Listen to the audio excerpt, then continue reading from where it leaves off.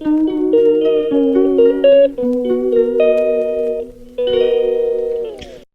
Everyone, welcome back to my channel. कैसे हैं आप सब? उम्मीद करती हूँ आप सब बहुत अच्छे होंगे। तो मेरी तबीयत बहुत ज़्यादा रात को ख़राब हो गई थी और इतनी ज़्यादा ब्रीदिंग प्रॉब्लम हो रही थी क्योंकि मुझे रेस्पिरेटरी इन्फेक्शन है। सांस लेने में इतनी ज़्यादा तकलीफ़ हो रही थी कि मैं क्या बताऊँ। पूरी रात मैं सो नहीं पाई। ऊपर से विंटर जब शुरू हो जाते हैं, विंटर में मुझे क्या दिक्कत होती है, मेरे पैर की ना नस बहुत ज़्यादा चढ़ती है। दोनों पैरों में नस एक इतनी गंदी वाली नस चढ़ जाती है कि ना हिल सकते हैं ना कुछ, बहुत ज़्यादा पेनफुल वाली नस चढ़ जाती। तो कल रात को मेरे दोनों पैरों में इतनी नस चढ़ी, प्लस ऊपर से ब्रीदिंग प्रॉब्लम, तो रात भर मैं सो नहीं पाई। मेरी तबीयत इतनी ज़्यादा ख़राब हो गई थी। स्टीम ले रही हूँ, पानी वाली जो आती है वो सब, और दवाइयाँ तो अभी चल ही रही है। मेरे जो लंग्स है ना, जो हमारे दिल्ली की जो हवा इतनी ख़राब हुई, आप लोग न्यूज़ में भी देख ही रहे होंगे। AQI इतना ज़्यादा गंदा चला गया, वो गंदा धुआं मेरे लंग्स में चला गया था। उससे मेरे 80-85% लंग्स जो हैं भर गए थे धुएं से। वो जो गंदी हवा पॉल्यूशन वाली वो भर गई थी। ये चीज़ मुझे डॉक्टर ने बताई है। 80-85% आपके लंग्स जो है ना फुलफिल हो रखे हैं, जिस वजह से मेरी तबीयत बहुत ज़्यादा ख़राब हो गई थी। तो आज बच्चे स्कूल नहीं जा पाए हैं और अभी जस्ट आंटी गई हैं घर का काम करके। और अब चलते हैं और आज की व्लॉग की करते हैं इसी के साथ शुरुआत। Good morning. देखो इसका कैमरा कैसे आता है ना, इसका वो क्रैक लगा हुआ है ना। और अभी सोना उठा है, सो के सोना को उठते ही दिए हैं वाटर। तो बस यहाँ पर दोनों बच्चों की हो चुकी है छुट्टी और मेरा काम बढ़ चुका है। यहाँ मैं आ गई हूँ किचन में और सबसे पहले मैंने यहाँ पर क्लीन करके रख लिया है बाथू को। और यहाँ पर करेले भी मैं आज बनाऊँगी, करेले को भी वॉश करके रख लिया है। साथ में बनेगा बैंगन का भरता, वो भी वॉश करके रख लिया है। तो मैंने कहा सबसे पहले मैं चाय पी लूँ। और सुबह उठती मैंने अपनी आयुर्वेदिक ड्रिंक्स तो ले ही ली थी, अब मुझे पीनी थी थोड़ी सी चाय।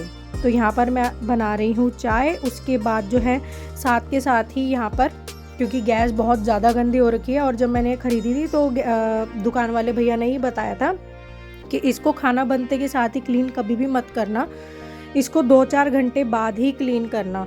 तो ये रात को मैंने क्लीन नहीं किया था, रात को ज़्यादा गर्म था। उसके बाद खाना वाना खा के जो है बर्तन वर्तन धोए, तब भी कुक टॉप जो है गर्म ही था, तो मैंने क्लीन नहीं किया। इससे ग्लास ख़राब हो जाता है और फिर चिपकने लग जाता है इस पर सब चीज़ें। तो इसलिए फिर अभी तो खाना कुछ बनना स्टार्ट हुआ नहीं है, सिर्फ चाय ही बनाई है। तो मैंने कहा चलो कुक टॉप गंदा हो रखा है, तो इस पर जो है मैं ये आता है कोलिन का लेमन वाला, इसको लगा के छोड़ दूँगी। इससे सारा ये अच्छे से क्लीन हो जाएगा। चाय वाय हमारी हो गई है, बच्चों का भी नाश्ता हो गया। आज इन्होंने फ्रूट ब्रेकफास्ट किया है दोनों ने, है ना।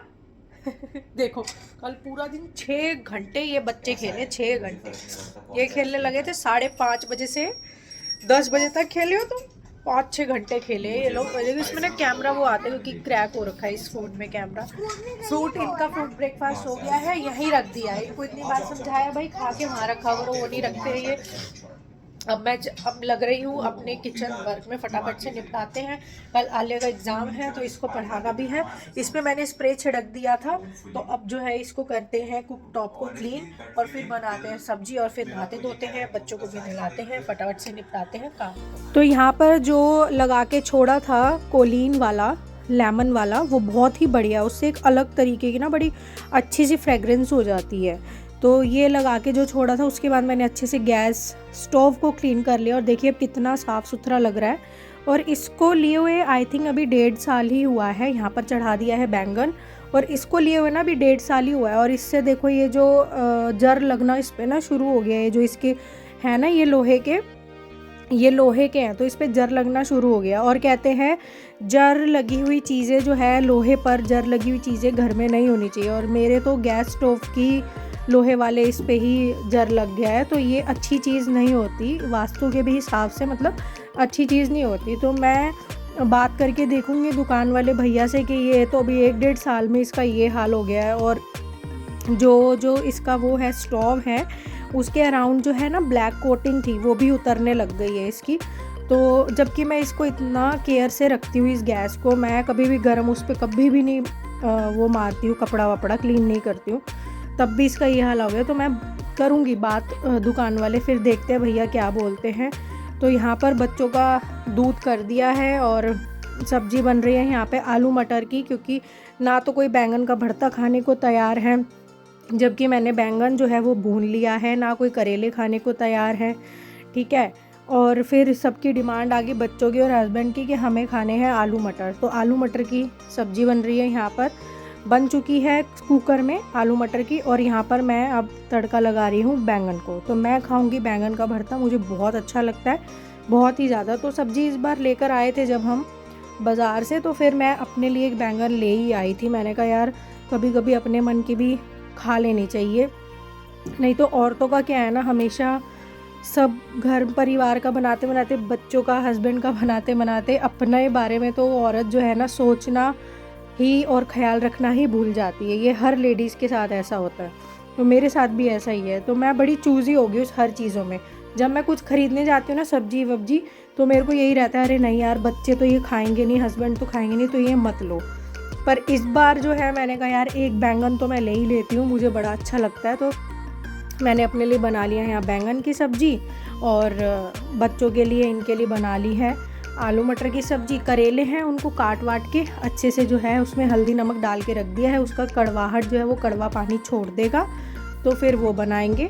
और यहाँ पर उसके बाद मैंने निकाला मक्खन, जिसको हमारी लोकल लैंग्वेज में बोलते हैं नूनी घी। और वॉइस ओवर करते हुए भी यार बहुत दिक्कत हो रही है, मेरी तबीयत अभी तक ठीक नहीं हुई है, इतना गंदे वाला कोल्ड हो रखा है मुझे कि क्या बताऊँ। और नूनी घी निकाल लिया है, और सर्दियों के मौसम में ही नूनी घी खाने का मन होता है, तो थोड़ा सा नूनी घी, जितनी भी एक दिन की मलाई थी ये, तो एक दिन की मलाई में इतना ही आ पाता है नूनी घी। और तो यहाँ पे बना रही हूँ मैं गरम गरम रोटी, उसमें भरेंगे फिर हम नूनी घी, क्योंकि फिर गर्मियाँ आ जाती है ना, गर्मियों में तला भुना खाने का, घी वाला ये सब खाने का मन नहीं होता, क्योंकि हमारे यहाँ दिल्ली में जो इतनी गर्मी पड़ती है ना, इतनी गर्मी पड़ती है कि एसी तक फेल हो जाते हैं। तो उस दौरान जो है बिल्कुल भी तला भुना खाने का तो बिल्कुल भी मन नहीं होता, बिल्कुल भी। उसमें तो नॉर्मल जो हम लोग खाते हैं, नॉर्मल घर का खाना, वही खाने का मन नहीं होता, ऐसा मन रहता है गर्मियों में। तो ये सबसे ज़्यादा 1-2 महीने का जो मौसम आता है ठंड का, ये सबसे बेस्ट रहता है घी वाली चीज़ें खाने का। इसमें अब मैं 1-2 दिन में ही जो है ना गूंद के लड्डू की भी तैयारी करूँगी, कि 1-2 महीने जो है बच्चे गूंद के लड्डू भी खा ले, वो अच्छा होता है। और घर में ही बनाऊँगी मैं, तो 1-2 महीने खा लेंगे तो अच्छा रहेगा। और पूरे जितनी 1-2 महीने की ठंड बची है अभी, मतलब पड़ेगी अभी, तो उसमें मैं सोच रही हूँ बच्चों को इस बार जो है गाजर और चुकंदर का जूस भी देना शुरू कर दूँ, घर में ही बना कर रोज़, चाहे 1 कप पिएँ छोटे छोटे ग्लास में, बट पिएँ ज़रूर। तो ये भी कोशिश अब मैं कर रही हूँ।